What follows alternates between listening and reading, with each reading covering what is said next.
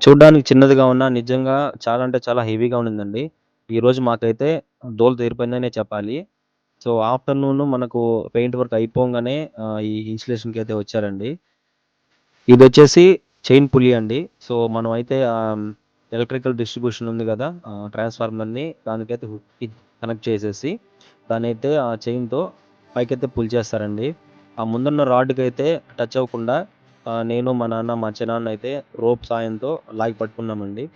So, మధ్యలో అయితే చాలా సార్లు స్ట్రక్ అయిపోతే నేనైతే హెల్ప్ చేశా. దాని తర్వాత చైన్ పుల్లీ గూడా నేను హెల్ప్ చేశానండి దాన్ని లాగి. సో, ఎలాగైనా దాన్ని పైకైతే తీసుకెళ్ళాము.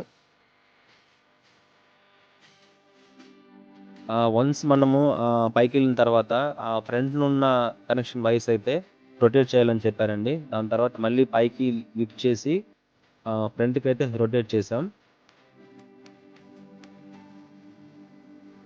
రొటేట్ చేసిన తర్వాతయితే మనకు బోల్ట్‌లయితే ఫిట్ చేసామండి కదలకుండా.